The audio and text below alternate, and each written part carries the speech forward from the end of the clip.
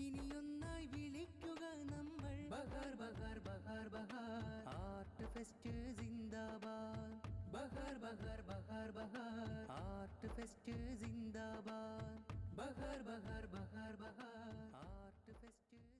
അസ്സലാമു അലൈക്കും വറഹ്മത്തുള്ളാഹി തആല വബറകാതുഹു. അൽഹംദുലില്ലാഹി റബ്ബിൽ ആലമീൻ വസ്സലാത്തു വസ്സലാമു അലാ അഷ്റഫിൽ മുർസലീൻ വഅലാ ആലിഹി വസഹ്ബിഹി അജ്മഈൻ. അമ്മാ ബഅദ്. സർവാദരവുകൾ നിറഞ്ഞ ഉസ്താദുമാർ, മറ്റു മുതഅല്ലിം സുഹൃത്തുക്കൾ, യുവ പണ്ഡിതനും എഴുത്തുകാരനും സഞ്ചാരിയുമായ അഡ്വക്കേറ്റ് മുഹമ്മദ് ഷംവീൽ നൂറാനിയുടെ 2019 പ്രസിദ്ധീകരിച്ച മഗ്‌രിബിലെ ചായങ്ങൾ എന്ന പുസ്തകത്തെയാണ് ഇവിടെ ചർച്ച ചെയ്യുന്നത്. ഖമറുൽ ഉലമ ഉസ്താദ് അവറുകളിൽ നിന്ന് ശിഷ്യത്വം സ്വീകരിക്കുകയും പിന്നീട് ലോകത്തിൻ്റെ വിവിധ രാഷ്ട്രങ്ങളിൽ സഞ്ചരിക്കുകയും ചെയ്ത അദ്ദേഹം വളരെ വ്യക്തതയോടുകൂടിയാണ് പാശ്ചാത്യ രാജ്യമായ മൊറോക്കയെക്കുറിച്ച് ഈ പുസ്തകത്തിൽ പ്രതിപാദിച്ചിട്ടുള്ളത്. മൊറോക്കയുടെ ചരിത്രവും വർത്തമാനവും വളരെ കൃത്യമായി ഇതിൽ പ്രതിപാദിച്ചിട്ടുണ്ട്.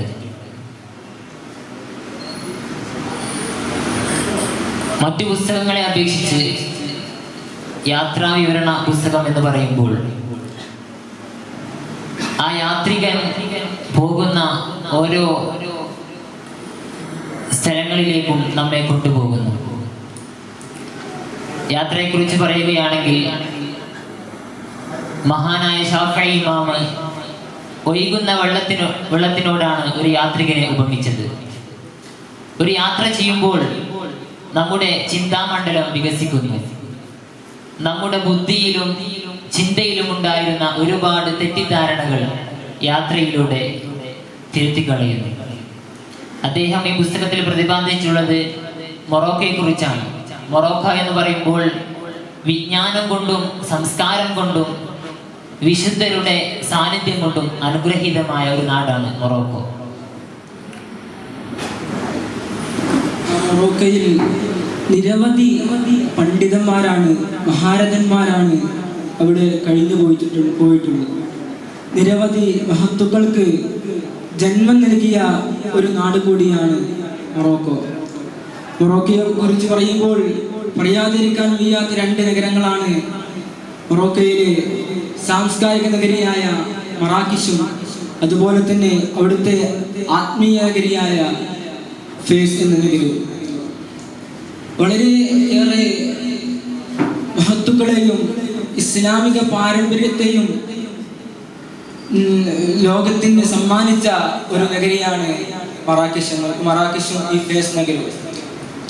നമുക്ക് നമ്മുടെ എഴുത്തുകാരനായ ഷംവീൽ നൂറാനി ആദ്യമായി മൊറോക്കയിലെ കാസബ്ലങ്ക വിമാനത്താവളത്തിൽ നിന്ന് ആദ്യമായി പുറപ്പെടുന്നത് ഈ രണ്ട് നഗരികളിലേക്കാണ്. അവിടെയാണ് അവർക്ക് ക്ഷണിക്കപ്പെട്ട ഒരു കാര്യത്തിന് വേണ്ടിയാണ് അവർ പോകുന്നത്. അവിടെ മറാക്കിഷ് നഗരത്തെ കുറിച്ച് പറയുമ്പോൾ എന്ന 7 വിശ്രുത പണ്ഡിതർ മറപ്പെട്ട് കിടക്കുന്ന ഒരു നഗരിയാണ് മഹാനായ ഇമാം ജസൂരി തങ്ങൾ. അവിടുത്തെ കുറിച്ച് പറയുമ്പോൾ പറയാതിരിക്കാൻ വയ്യാത്തതാണ് അവിടുത്തേക്ക് പ്രവാചകരോടുള്ള അടങ്ങാത്ത പ്രണയം. ആ ഒരു പ്രണയത്തിൽ നിന്നാണ് മഹത്തായ സ്വലാത്തായ ദലായിലുൽ ഖൈറാത്ത് ഉദയം കൊള്ളുന്നത്. അതുപോലെ തന്നെ സ്വലാത്തുൻ നാരിയ ആ ഒരു അവിടുത്തെ അടുക്കലേക്ക് ഷംവീൽ നൂറാനി കടന്നു ചെന്നപ്പോൾ തികച്ചും വളരെ വലിയ പ്രവാചക അനുരാഗമാണ് ആ ഒരു അവിടത്തേക്ക് പൊട്ടിവിടുന്നത്.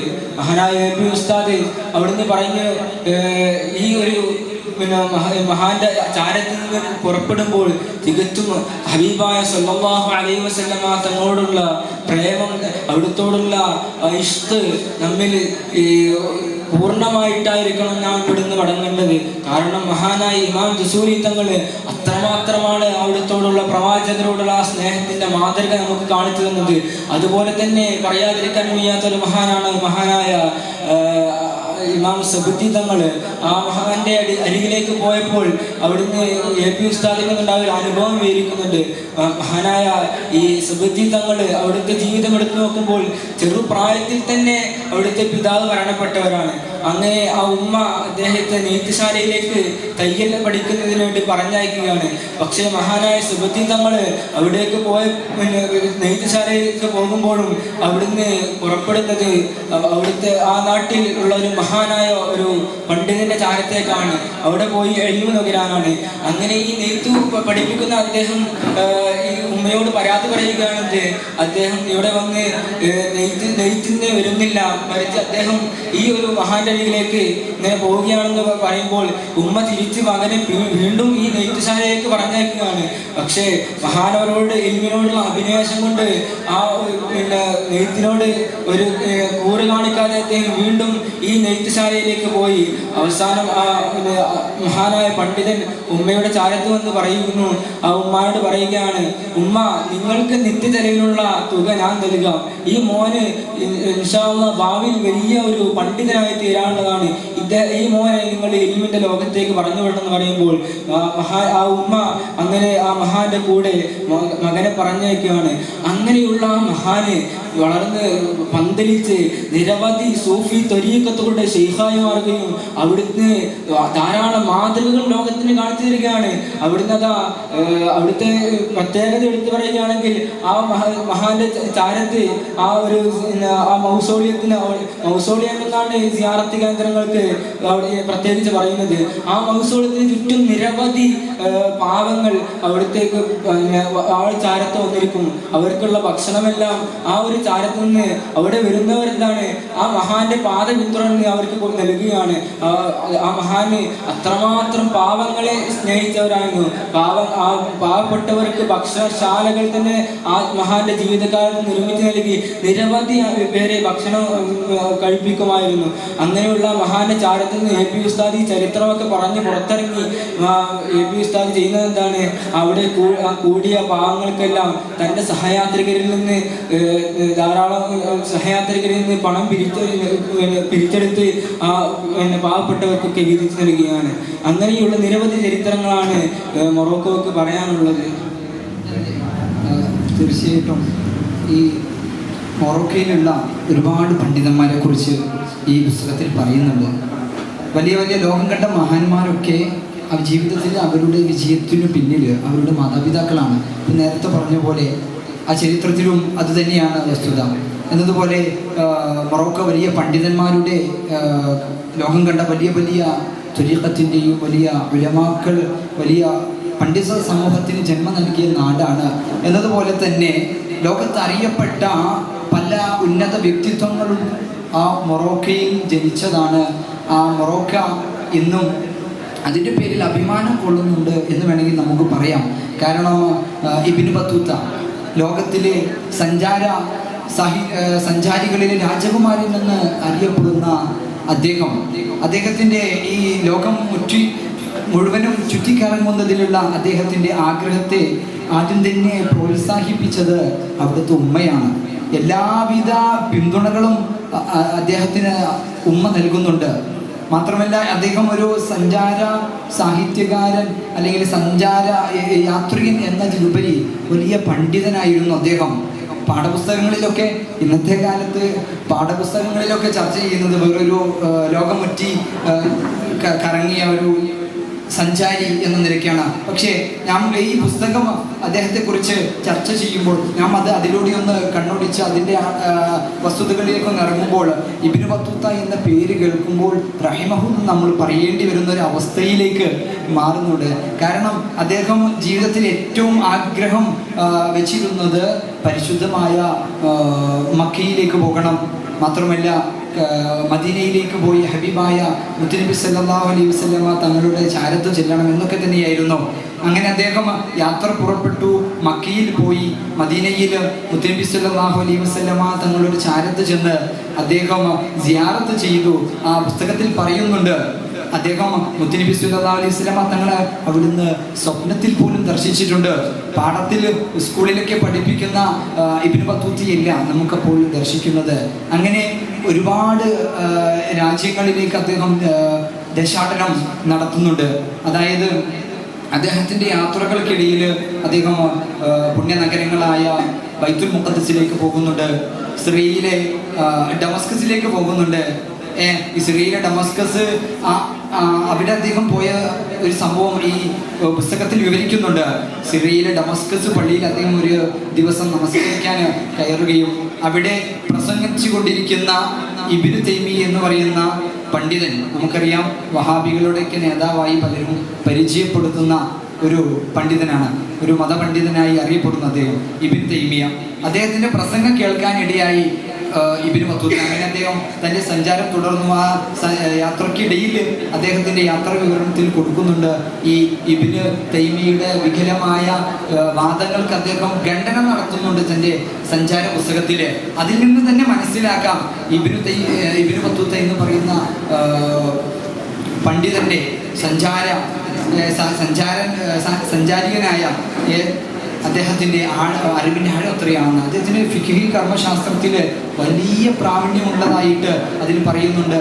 മാത്രമല്ല ഇസ്ലാമിക വിശ്വാസത്തിൽ അദ്ദേഹം വലിയ അറിവുകൾ നേടിയിട്ടുണ്ടെന്ന് മനസ്സിലാകാൻ സാധിക്കും. കാരണം അദ്ദേഹം 1304 ജനിക്കുകയും 1325 അദ്ദേഹം തൻ്റെ സ്വപ്ന സാക്ഷാത്കാരമായ യാത്രക്ക് തുടക്കം കുറിക്കുകയാണ്. ഒന്ന് ആലോചിച്ച് നോക്കുക, ചെറുപ്രായത്തിൽ തന്നെ ഇത്രയധികം സ്ഥാനങ്ങളിൽ എത്തിപ്പെടാൻ അദ്ദേഹത്തെ സഹായിച്ചത് അദ്ദേഹത്തിൻ്റെ ഉമ്മ തന്നെയാണ്. എല്ലാവിധ പിന്തുണയും നൽകി ഒരു പണ്ഡിത കുടുംബമാണ്. ഇതൊന്നും നമുക്ക് പാഠപുസ്തകങ്ങളിൽ നിന്ന് സ്കൂളുകളിൽ നിന്നും മറ്റും ചർച്ച ചെയ്യപ്പെടാൻ കഴിയില്ല, ചർച്ച ചെയ്യപ്പെട്ട് കാണുന്നില്ല. എന്നതുകൊണ്ടാണ് ഞാൻ ഇതിലൂടെ പറഞ്ഞത്. അങ്ങനെ അദ്ദേഹം അലക്സാൻഡ്രിയയിലേക്ക് പോകുന്നുണ്ട്. അങ്ങനെ അലക്സാൻഡ്രിയയിലെത്തി അവിടെ ഷാദുലി തരീഖത്തിൻ്റെ വലിയ കൺകാഹി കണ്ടു. അങ്ങനെ അതിൽ കയറിയപ്പോൾ അവിടെയുള്ള ഷാദുലി തരീഖത്തിൻ്റെ വലിയ ഷെയ്ഖായിരുന്ന ഷെയ്ഖ് ബുർഹാൻ എന്നവർ മഹാനവറുകളെ കണ്ടതോടു കൂടി മുഖത്ത് നോക്കി ചോദിച്ചു, നിങ്ങളെ കണ്ടിട്ട് ഒരു വലിയ വലിയ യാത്ര ചെയ്യാൻ ഉദ്ദേശിക്കുന്ന ഒരു യാത്രക്കുള്ളൊരു അഭിനിവേശമുണ്ടല്ലോ എന്ന് ചോദിക്കുകയും അതെല്ലാം നിങ്ങൾക്ക് സാധ്യമാകും, മാത്രമല്ല നിങ്ങൾ ചൈനയിലൂടെയും അതുപോലെ ഹിന്ദിലൂടെയും സിന്ധിലൂടെയൊക്കെ പോകുമ്പോൾ അവിടെയുള്ള എൻ്റെ സൂഫി സുഹൃത്തുക്കൾക്ക് എൻ്റെ ആശംസകൾ അറിയിക്കുന്നു എന്ന് പറയണം. ആ സൂഫി വര്യൻ്റെ ഒരു ദീർഘവീക്ഷണം നോക്കണം. പിൽക്കാലത്ത് മഹാനവറുകളുടെ ഇബ്നു ബത്തൂത്ത റഹിമഹുല്ലയുടെ ഓരോ സഞ്ചാര വഴികളിലും ഈ കാര്യങ്ങൾ അതിൽ കടന്നു വരുന്നുണ്ട്. അദ്ദേഹത്തിൻ്റെ കുറിപ്പുകളിൽ ഇത് വ്യക്തമാക്കി പറയുന്നുണ്ട്. അലക്സാണ്ട്രിയയെ കുറിച്ച് പറയുമ്പോൾ മഹാനായ അബുൽ ഹസൻ ഷാദുലി റളിയല്ലാഹു അൻഹു അവിടെയാണല്ലോ വഫാത്തായി കിടക്കുന്നത്. വടക്കൻ മൊറോക്കോയിലാണ് അദ്ദേഹം ജനിച്ചിട്ടുള്ളത്. എന്നിരുന്നാലും അദ്ദേഹത്തെ ഈ അലക്സാണ്ട്രിയയിൽ എത്തിച്ചത് അദ്ദേഹത്തെ ഈ ഷാദുലി ത്വരീഖത്തിൻ്റെ വഴിയിലേക്ക് പ്രവേശിപ്പിക്കാൻ വേണ്ടി കാരണമായിട്ടുള്ളത് ഒരു വലിയ മഹാനാണ്. നമ്മൾ അലിഫിയൊക്കെ സാധാരണ ഓതുമ്പോൾ അതിൽ പറയും ഇബ്നു മാലിക് റഹിമഹുല്ലക്ക് വലിയൊരു പണ്ഡിതനുണ്ടായിരുന്നു, ഒരു ശിഷ്യനുണ്ടായിരുന്നു. അദ്ദേഹം ശിഷ്യന്മാരിൽ ഏറ്റവും പ്രഗത്ഭനാണ് എന്നൊക്കെ പറയുന്നത് പോലെ ഈ ഇബ്നു അബുൽ ഹസൻ ഷാദുലി റളിയല്ലാഹു അൻഹു മഹാനവറുകൾക്ക് ഏക ഗുരുവാണ് ഉണ്ടായിരുന്നത്. അത് മൗലായി അബ്ദുൽ സലാം അൽ മശീഷി എന്നവരാണ്. ഈ മശീഷി എന്നവരാണ് അബുൽ ഹസൻ ഷാദുലി റളിയല്ലാഹു അൻഹുവിനെ ആ പാതയിലേക്ക് കടത്തി കൊണ്ടുവന്നിട്ടുള്ളത്. അങ്ങനെ നമ്മൾ സാധാരണ കേട്ടിട്ടുണ്ട്, ഈ പുസ്തകത്തിൽ പറയുന്നുണ്ട്, മശീഷിയ സ്വലാത്തിന് എപ്പിസാദ് മഹാനവറുകളുടെ ശാരത്തു നിന്ന് ഇജാസത്ത് നൽകി. നമ്മൾ കേരളത്തിലൊക്കെ പല സ്ഥലത്തും മശീഷിയ സ്വലാത്ത് കേന്ദ്രങ്ങൾ അത് സംഘടിപ്പിക്കുന്നത്, മജ്ലിസുകൾ സംഘടിപ്പിക്കുന്നത് കാണുമ്പോൾ ഇതൊക്കെ ഏതാണ്? ഒരുപാട് സ്വലാത്ത്, നാര്യത്ത് സ്വലാത്ത്, അതുപോലെ ഫാത്തിഹ് സ്വലാത്ത്, അങ്ങനെ പലതരം സ്വലാത്തുകൾ. ഇതിൻ്റെയൊക്കെ ഉറവിടം എന്താണെന്ന് നമ്മൾ അറിയാത്ത ഒരുപാട് കാര്യങ്ങൾ ഈ പുസ്തകത്തിലൂടെ നമുക്ക് ലഭിക്കുന്നുണ്ട്. ഫാത്തിഹ് സ്വലാത്തിനെ കുറിച്ച് പറയുമ്പോൾ, അതായത് 18-ാം നൂറ്റാണ്ടിലെ ഏറ്റവും വലിയ പണ്ഡിതനായിരുന്ന ഹാഫിസ് അലവി എന്നവർ ഇതിനെക്കുറിച്ച് പറയുന്നുണ്ട്. അദ്ദേഹത്തിൻ്റെ വലിയ ഷെയ്ഖായിരുന്ന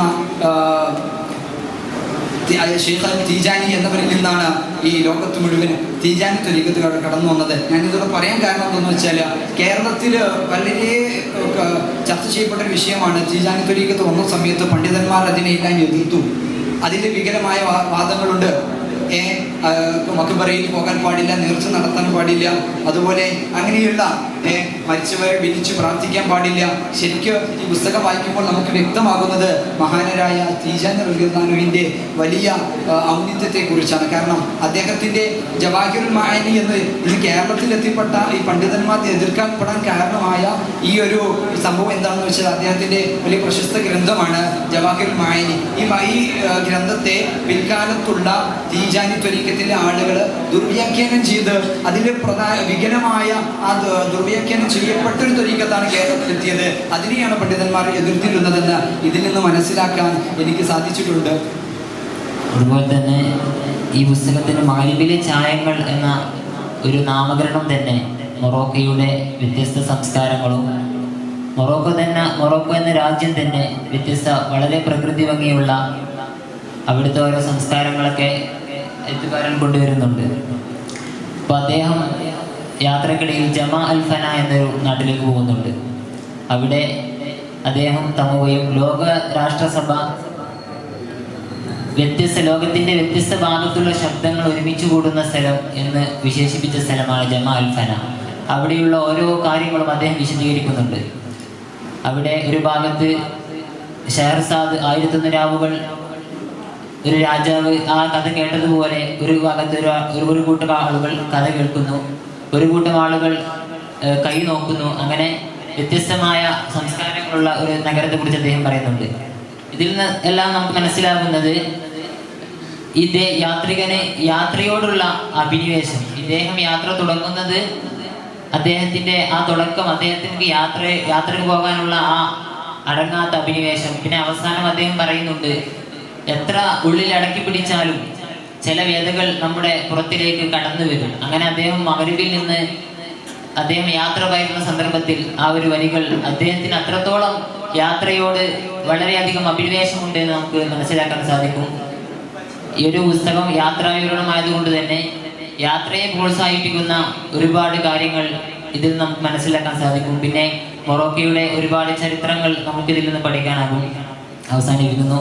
വആഖിറു ദഅവാനാ അൽഹംദുലില്ലാഹി റബ്ബിൽ ആലമീൻ. അസ്സലാമു അലൈക്കും.